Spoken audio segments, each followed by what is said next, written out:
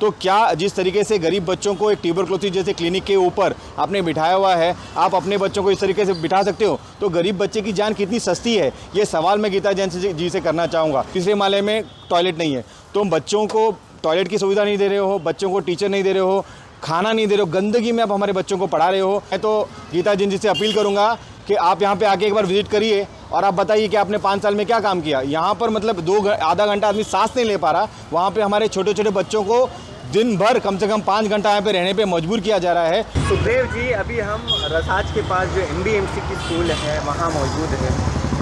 आपके साथ मैंने भी निरीक्षण किया, विजिट किया स्कूल में। मैंने देखा नीचे एक पब्लिक हेल्थ केयर सेंटर है, ऊपर स्कूल है। क्या कहेंगे इस विषय को लेकर?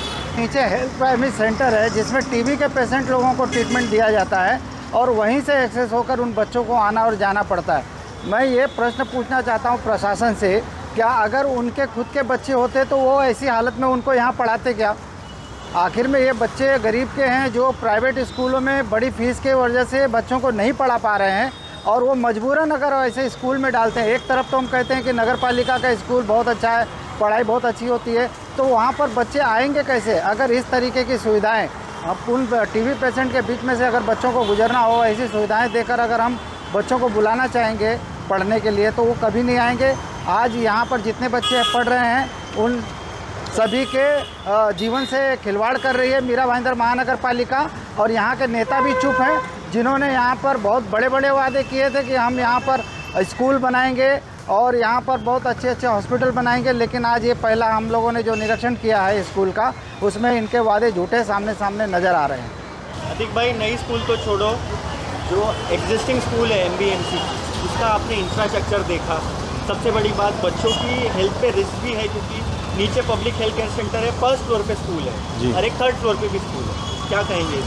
देखिए, वही बात है। सबसे पहली बात ये है कि हमारे जो यहाँ के MLA हैं गीता जैन, इन्होंने जो 9 वचन दिए, इनका दूसरा वचन क्या था? इनका दूसरा वचन था, मैं मीरा भाईंदर में वचन देती हूँ कि मीरा भाईंदर में नए सरकारी स्कूल खोलूँगी, ना कि अपने लिए प्राइवेट स्कूल। ये उनका वचन था। नए सरकारी स्कूल खोलना तो दूर की बात है। मैं उनसे सवाल करना चाहूँगा, क्या वो एग्जिस्टिंग जो मीरा भाईंदर की स्कूल है कभी उन्होंने विजिट भी किया है? कभी उन्होंने देखा भी है किस हालत में है?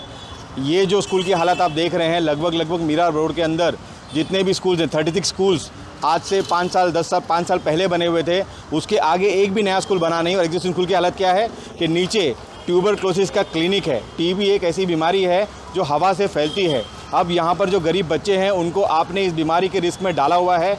इसके जब एक दिन हमने यहाँ पे चक्कर काटा तो अगले दिन मेरा तबीयत ख़राब हो गया, मेरा गला जो है ख़राब हो चुका। इस तरीके से बदबू यहाँ पर आती है, आप भी देखे होंगे बदबू आ रही है। तो क्या जिस तरीके से गरीब बच्चों को एक ट्यूबरक्लोसिस जैसे क्लिनिक के ऊपर आपने बिठाया हुआ है, आप अपने बच्चों को इस तरीके से बिठा सकते हो? तो गरीब बच्चे की जान कितनी सस्ती है, ये सवाल मैं गीता जैन जी से करना चाहूँगा। इसके अलावा मैं शहर की जनता से भी कहूँगा कि ये वो बच्चे हमारे ही बच्चे हैं, इस शहर के बच्चे हैं जो इस गंदी हालत में पड़ रहे हैं। इंफ्रास्ट्रक्चर ख़राब है, यहाँ पर महिला जो लेडीज़ बच्चे हैं उनके लिए टॉयलेट नहीं है।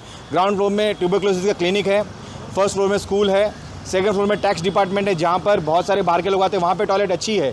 तीसरे माले में टॉयलेट नहीं है। तुम बच्चों को टॉयलेट की सुविधा नहीं दे रहे हो, बच्चों को टीचर नहीं दे रहे हो, खाना नहीं दे रहे हो, गंदगी में आप हमारे बच्चों को पढ़ा रहे हो। मैं तो गीता जैन जी से अपील करूँगा कि आप यहाँ पे आके एक बार विजिट करिए और आप बताइए कि आपने 5 साल में क्या काम किया। यहाँ पर मतलब आधा घंटा आदमी सांस नहीं ले पा रहा, वहाँ पे हमारे छोटे छोटे बच्चों को दिन भर कम से कम 5 घंटा यहाँ पे रहने पे मजबूर किया जा रहा है। अगर मैं यकीन से कहता हूँ कि अगर इस बच्चों का ट्यूबरक्लोसिस का टेस्टिंग अगर हम करेंगे तो कितने बच्चों को टीबी निकलेगा वो अलग बात है, क्योंकि इम्यूनिटी है। मतलब गरीब बच्चों की इम्यूनिटी होती है तो ठीक है, टीबी उनका असर नहीं कर रहा, लेकिन इस तरीके से बच्चों को जोखिम में डालना, जान को जोखिम में डालना कितना सही है? मुझे लगता है ये हमारे शहर के लिए बहुत गलत धब्बे की मतलब शर्मसार बात है कि बच्चे इस तरीके से पढ़ाई कर रहे हैं।